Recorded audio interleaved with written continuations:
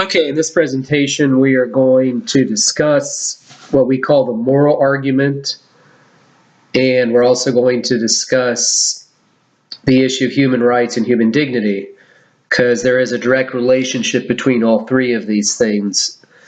So let's move forward here.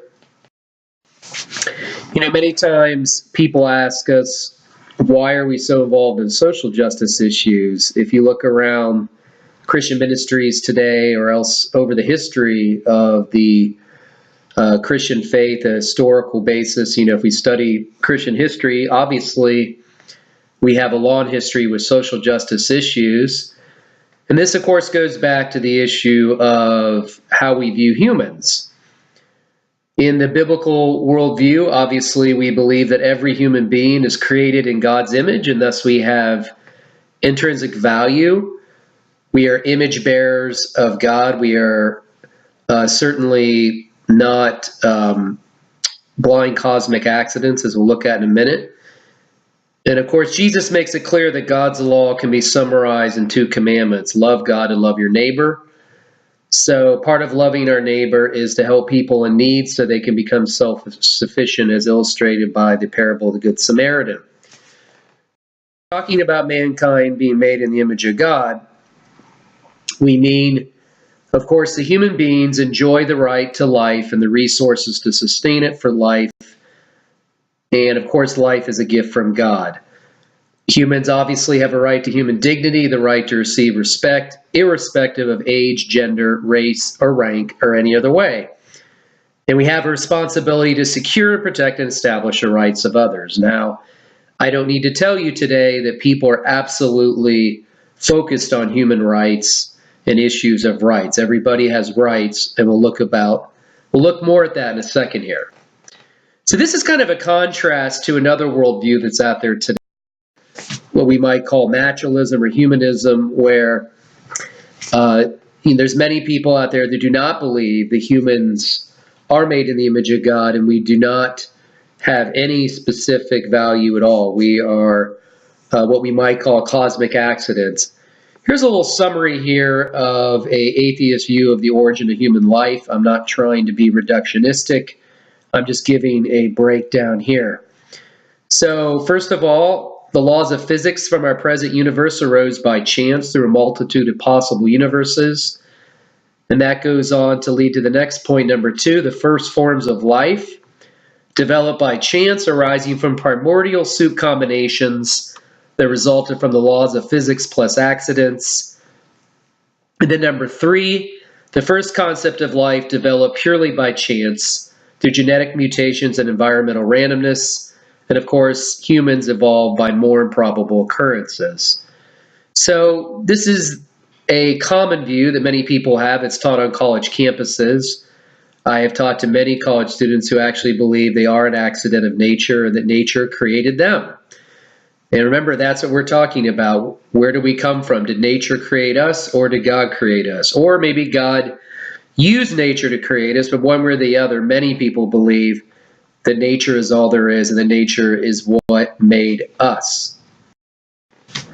In a debate with Philip Johnson, the late atheist William Provine said here in the debate transcript, he said, "Let me summarize my views on what modern evolutionary biology tells us loud and clear. And these are basically Darwin's views. There are no gods, no purposes, and no goal-directed forces of any kind. There's no life after death. When I die, I'm absolutely certain I'm going to be dead. That's the end of me. There's no ultimate foundation for ethics, no ultimate meaning of life, and no free will for humans as well." Now, I'm not saying that every atheist believes this. I'm not saying that he speaks for every skeptic or agnostic out there. I'm just giving you a well-known atheist perspective on what he says about the outcome of evolutionary biology. Comment here in a book called The Nature of Dignity. This author says, human beings cannot be deserving of a special measure of respect by virtue of their having been created in God's image when they've not been created at all, and there is no God. Thus, a traditional conception of human dignity is also undermined in the wake of Darwin.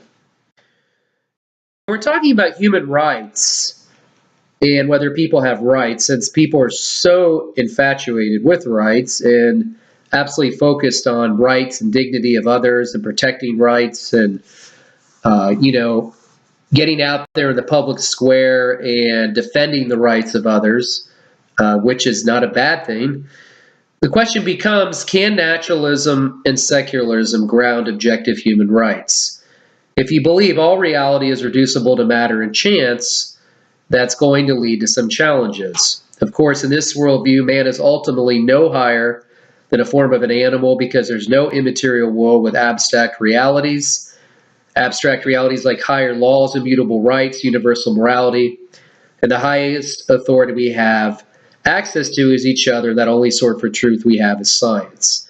There are many, many people who believe this, and is certainly talked about in universities and in the public square. For example, we'll give Richard Dawkins' comment here. Well-known atheist, one of the most aggressive atheists that have been out in the public square for the last 20 years. Not every atheist agrees with Dawkins, but this is what he says here. He says, humans have always wondered about the meaning of life. Life has no higher purpose than to perpetuate the survival of DNA. Life has no design, no purpose, no evil, no good, nothing but blind, pitiless indifference. So it's interesting that in a discussion where Dawkins was giving a lecture somewhere, that Christian apologist Paul Copon went up to the microphone and asked him a question about his views. And Dawkins had said during his presentation, he had said science flies rockets to the moon while religion flies planes into buildings. Of course, he's referring to 9/11.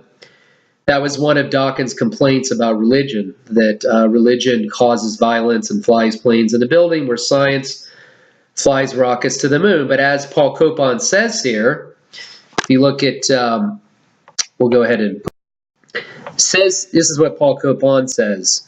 But how can Dawkins condemn religious people who fly planes into buildings since they're just dancing to their DNA, just like the naturalist is?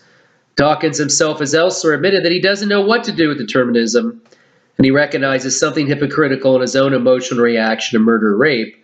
If he's right about determinism, then his beliefs on religion or biology are just as determined by non-rational material forces as anyone else, including the theists. So that's very true, that if we look at the outcome or the consequences of Dawkins' view, he really can't condemn anything. Okay, so let's talk a little bit about human dignity and human rights. We know these things are said out in the public square. You've probably heard these, that people need the right to choose. Of course, women have rights. Everyone's equal. We have many, many people that are adamant supporters of the rights to abortion, same-sex marriage, taxpayer, provided health care, welfare, contraceptives, and several other entitlements. But the question becomes, who says these are actual rights? Now remember, a right is that which a person has a just claim to, or a privilege that belongs to a person by law, nature, or custom. So let's reiterate that. A right comes from one of three places: law, custom, or nature. So rights, just claims to things, must always come from an outside source, and those claims are only valid if the outside source is valid. So we always want to ask people, where do human rights come from, and have them define what a human right is, okay? Very important. Now, some people, of course, say our laws are the basis for human rights. Just remember, they are not. Human laws can only recognize God-given rights. They are not their ultimate justification. To claim otherwise would be to admit that your rights would vanish if a majority of humans or a dictator changed the law. That's in the Declaration of Independence. It says, we hold these truths to be self-evident, all men are created equal, that they're endowed by their Creator with certain unalienable rights, that among these are life, liberty, and the pursuit of happiness. Sometimes people will bring up the separation of church and state issue, and they will say to you, well, you know, you can't legislate your religious views because there's a separation of church and state. Well, that doesn't really apply here. We've never been talking about establishing religion through our laws because founding fathers didn't set up a theocracy. They based everything on a deistic God. Maybe some of them were Christians, but one way or the other, they did not set up our government based on Christian theism, okay? If they did, we would have had a theocracy. We don't have that. But anyway, we're talking about protecting moral rights through our laws, which is what good laws are supposed to do. Remember, all laws legislate morality. There's no law that does not legislate a moral position. And what people do is when they say, well, you can't legislate religious positions, what they're basically saying is we want our secular morality legislated. We want laws legislated that have nothing to do with God or religion, but we want laws that are legislating our moral position. So all laws legislate a moral position. The question becomes, what is the best moral position for the culture and the country? Okay? Sometimes people will say culture is evolving, morals change, or on the wrong side of history. In response to that, might makes right a majority opinion. Does majority opinion make it true? Remember, of course, if God exists and it is wrong, remember, God's nature is unchanged and morality flows from his nature. We'll talk about that more in a moment. And obviously this begs the question as to which worldview can ground moral values and moral duties, naturalism or theism. Naturalism says that nature is all there is. There is no outside supernatural. There's nothing outside the world of nature. That's what science is built on, the study of the natural world. Okay. Sometimes people say we don't have to appeal to God to write laws. Well, let's respond to that. This is true, but you do have to appeal to God if you want to ground them in anything other than human opinion. Otherwise, your rights are mere preferences that can be voted out of existence at the ballot box or at the whim of an activist judge or dictator. That's why our Declaration of Independence grounds our rights in the Creator, recognizes the fact that even if someone changes the Constitution, you still have certain rights because they come from God, not man-made laws. Basically, without God, human rights amount to no more than your subjective preferences. You can believe in and fight for the rights of abortion, same-sex marriage, taxpayer-provided entitlements, but you really have no justification to ground them as being really rights, okay? Now, why is it that we find similarities in value systems around the world? If you have ever heard the Declaration of Human Rights, this was a document that was drawn up by the United Nations in 1948 and signed by many nations, and here was the point of it. Certain kinds of conduct are labeled in the strongest of terms as morally right and obligatory, while others were condemned. Considering it's signed by nations all around the world, it is a remarkably specific document about human freedom, dignity, life, liberty, security, and many other things are said to be morally good. Racial and gender discrimination, slavery and arbitrary arrest, torture, and all forms of degrading treatment and other acts were condemned in this document. So it's interesting that all these nations from different backgrounds all recognize that some of these things were rights and some of these things were morally wrong. And so there was a universal consensus across different countries and different nations about these values and issues. I bring up the next issue because when C.S. Lewis wrote his book, The Abolition of Man, he said very clearly that Christianity did not bring a new ethical code into the world. We don't want to say that Christianity invented or brought moral rights and moral duties. What he says here is, of course, there's a moral imperative against murder or cruel treatment of other humans, and all these values are found in the moral codes of Egyptians, Jewish people, Babylonians, Hindus, and Chinese cultures. The command to honor and respect parents, elders, and ancestors is found in the moral codes of the ancient Hindus, Babylonians, Greeks, Jews, Egyptians, and Chinese. Values such as honesty, mercy, care for children are likewise found in a wide spectrum of ancient codes.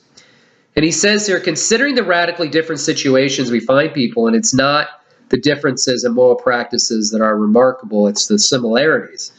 And so we go back to that 1948 document with the Universal Human Rights document, and what Lewis says, it seems that humans across all different nations and cultures all have some agreement about certain moral principles. So the question is, where does it come from? If some people know they ought to do certain things, they have moral obligations, and they have moral knowledge, where does this come from? Well, biblically speaking, it comes from what Paul talks about in Romans 2 here, when he writes and he says that the Gentiles, that's the non-Jewish nations, because remember Israel had the written law, the Torah. He says, therefore, when the Gentiles who do not have the law do instinctively the things of the law, these not having the law are law to themselves, and that they show the work of the law written in their hearts, their conscience bearing witness that through their thoughts, alternately accusing or else defending them on the day when, according to my gospel, God will judge the secret thoughts of men through Jesus. So what Paul's talking about here is sometimes called conscience. It's a co-knowledge of oneself, the process of thought which distinguishes what is morally good or bad, something that condemns good or bad. And of course, conscience is shaped by Scripture, parents, the Holy Spirit, society, mentors, and teachers. This is something called common grace. It's a common grace doctrine where God bestows upon people His sovereign grace, and that He bestows His graciousness on all people in all parts of the earth. So people have a moral law written in their hearts. There's something that God has given each human, no matter what their background is. So one point of common grace is that God, without renewing the heart, exercised such influence that even the unsaved man is enabled to perform good deeds toward his fellow man. And this, of course, is what Paul's talking about here in Romans 2. So all humans do have the moral ability to do right, and humans can do incredible things. They're able to be morally good, and we'll talk about that more in a minute. And part of that has to do with common grace. This is something that is also sometimes referred to as natural law. This is something that Jay Budichevsky's written about a lot. He's a law professor or philosophy professor at the University of Texas. He says that we're talking about natural law. We're not teaching people what they have no clue about, but we're bringing to the surface the latent moral knowledge that's been suppressed, that moral knowledge that they have already. So if you're out talking to people about pro-life or a moral issue and you get frustrated with them, sometimes you're trying to bring that moral knowledge to the surface that's being suppressed. And we know that can take a lot of work, but everybody has a moral law written in their hearts, okay? Now, sometimes we run into this problem where we have a hard time discussing objective morality if we say something's objectively wrong, because we have a hard time differentiating between objective and subjective. Remember, the word objective means to be independent of people's opinions. It has nothing to do with your feelings, nothing to do with your emotions. It's not coming from something inside you. It's not internal. Subjective means obviously the opposite, depends on your opinion. It's more emotional based or feeling based. It's based on your own opinion that's coming from inside you. But objective is something that exists completely independent of you, okay? The same morality is objective is to say there exists an objective entity independent of any human being. This entity could be called moral value, moral truth, or a set of moral principles, or a moral standard, if you will, but what we call it is not important. What is important is that this moral truth is independent of any person. We don't determine or control it. It does not change from person to person, nor does it go away because we don't appreciate it. In fact, it's a very stubborn thing. Let me give you a quick example, like the law of gravity. Your feelings do not determine whether the law of gravity exists and whether it works on a daily basis. It's all around you, and your emotions do not dictate that law of gravity at all. It's something that's totally objective and exists independently of you, okay? So remember, moral values have to do with whether something's good or bad. This has something to do with something's worth. Moral values are things such as love, justice, mercy. A moral duty has more to do with whether something's right or wrong, something you do with moral obligation. In other words, when you say, you ought not to murder a child, or you ought not to do that, that is a moral duty. We all have moral duties on a daily basis, right? We know things we ought to do and we ought not to do. We also have moral values, okay? These are things that are all around our culture, and we can't survive as a culture without moral values and moral duties. Remember, a moral duty has to do with a proposition and command. Both are features of a mind. We certainly have an intuitive sense of moral oughtness when we recognize that some things are right and some things are wrong, regardless of culture, time, or location, okay? I'll go over that more in a second.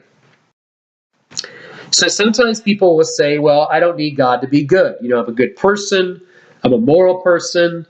And I don't see why I have to believe in your God to have objective morality. Notice I said objective morality.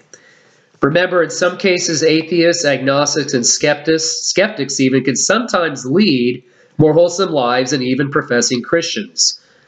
Our response should be, of course you don't need God to be good. We never claim that you do. You see, it is not the knowledge that we're denying you have. We agree that every human has moral knowledge. That's not the debate, whether you're a moral person or whether you have moral knowledge. It's the nature and the source of the moral law. So what we're talking about is the difference between what's called moral ontology and moral epistemology. Moral ontology is the basis or foundation for the moral knowledge we have. Moral epistemology is how we know moral truth. Epistemology, of course, is the study of knowledge.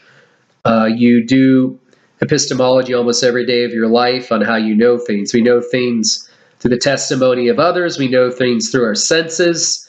We know things through intuition. We know things through authorities. We learn things from teachers and mentors and professors. That's how we gather knowledge. So that's what we're talking about when we talk about epistemology. So remember, the moral argument does not claim that atheists cannot engage in moral behavior, only that atheists cannot satisfactorily explain the ontological basis of morality. So this is the debate right here over the moral ontology, okay? Paul Kurtz, who's a humanist, he's not a Christian, he says here, the central question about moral and ethical principles concerns their ontological foundation. If they're neither derived from God nor anchored in some transcendent ground, they are purely ephemeral, which is transitory, okay? So he's basically saying, if there is no God, your moral foundation or ethical foundation has really no grounding to it at all. Okay, so a little bit about moral relativism, because this is one of the problems we have in our culture. A lot of people think moral relativism makes a lot of sense. And they will say, well, you know, you have your morality, I have my morality. If you think abortion's wrong, that's fine, but that's not my morality. You may think that same-sex marriage is wrong, but that's not my morality. You may think this is wrong or this is right. Everybody's got their own morality. It's all relative.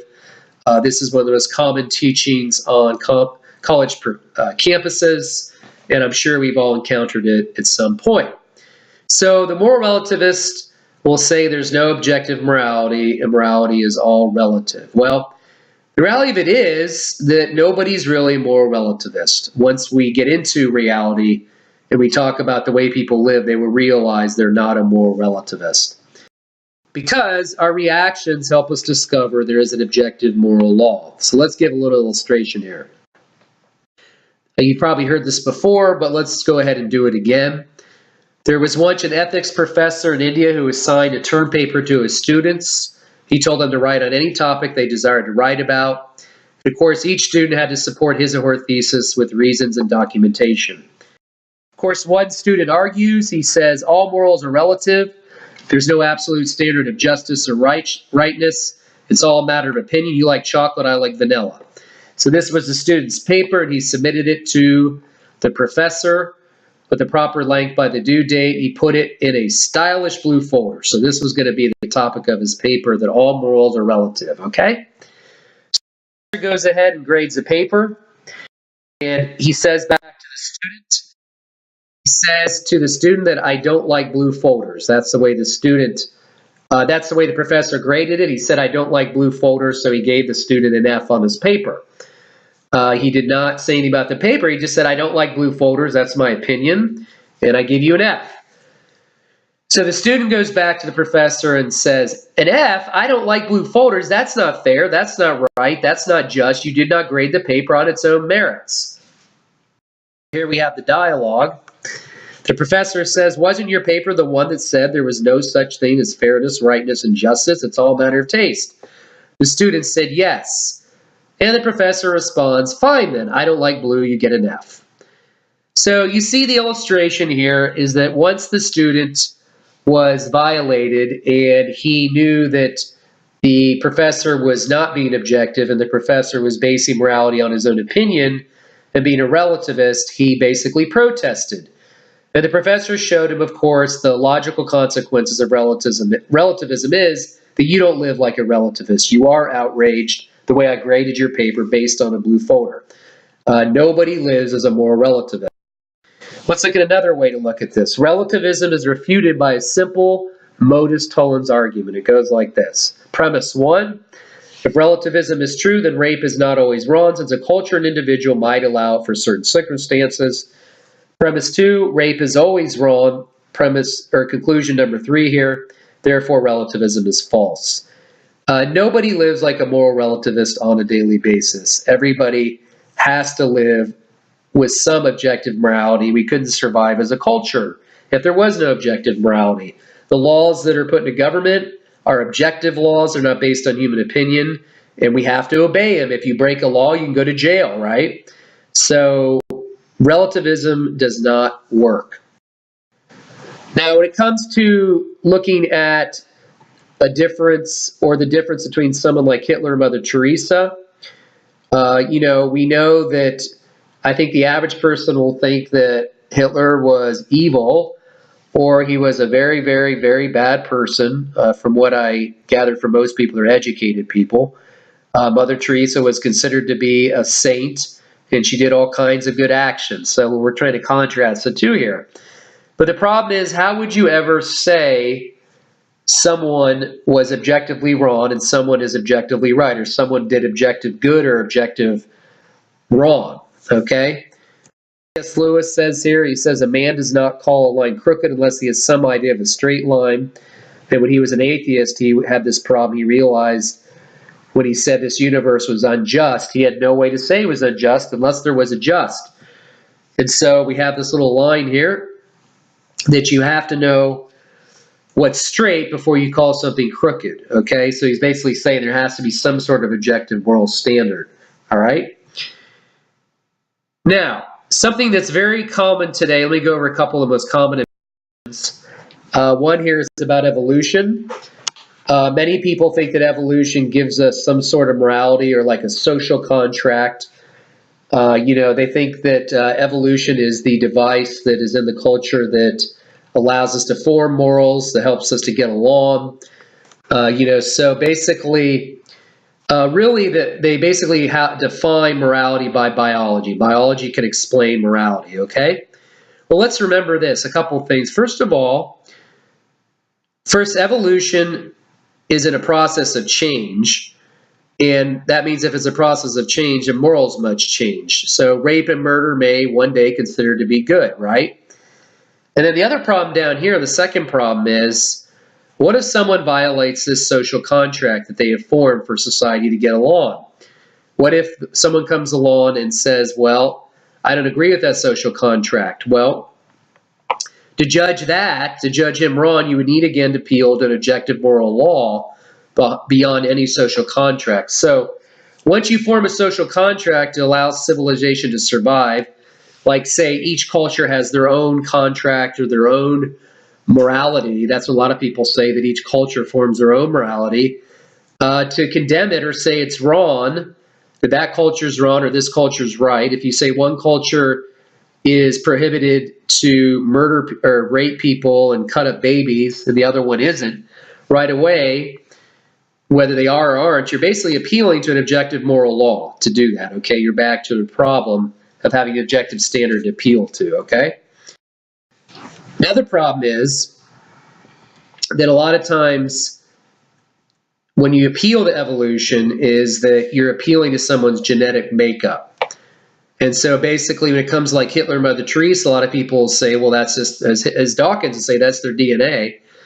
So remember, if we live in a purely natural physical world governed by cause and effect relationships between chemical processes in our brains, in many cases, skeptics are going to have a hard time with free will because they say free will is an illusion.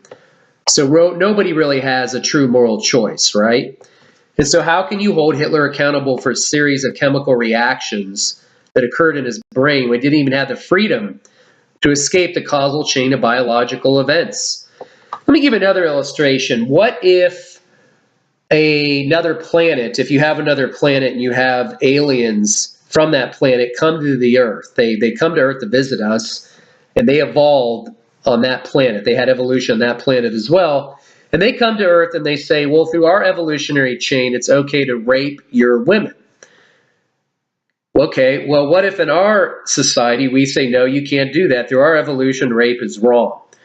Well, now you've got a problem because one planet, one culture that says rape is permitted, the other one says it isn't. Now we have to figure out how we know which one is right and which one is wrong. Now we're going to have to appeal to another objective moral standard, okay? So it becomes, did evolution produce morality? If the answer is yes to any of these questions, then how could one praise a morally good person, or how could Hitler truly be guilty or worthy of punishment? After all, morality is only the product of their genetic makeup, the environment they developed in. Of course, many people think we are no different from animals, but if that's so, we treat humans as though somehow we are different from species and we're worthy of moral obligation. We hold humans to a higher standard than we hold other species, and we view the actions of other animals without moral condemnation. Ethicist Richard Taylor says, a hawk that seizes a fish from the sea kills it but does not murder it. Another hawk that seizes that fish from the talons of the first takes it but does not steal it, for none of these is forbidden. So if humans are just like other animals, the unintended result of blind physical processes, why do we consider our actions differently than the actions of hawks in Taylor's example? He's absolutely right that we certainly hold humans to a higher moral obligation than we do animals, okay? So we do see a difference probably between animals and humans. We just don't recognize it at times, okay? Now, if you want to argue evolution produced morality, if you want to keep hammering that out, remember that's also a prime example of genetic fallacy, which is the attempt to falsify belief, explaining how the belief originated. So if we happen to, as humans, really evolve the way Darwinism says we did, if it was a naturalistic process, if humans invented morality, or else maybe we'll say we discovered morality. We discovered morality that was already there in place, and then we just applied it to our lives. The question becomes, where did that come from? So if they discovered a moral law that was already there, and they used these moral principles that were already in nature, we have to ask where these things came from, this moral law, okay? So if God did want to use evolution, it could be used merely as the means by which humans have become aware of the moral law. Now, obviously, there's a lot of arguments against the whole evolutionary scheme and the whole naturalistic neo-Darwinism model that people put out there.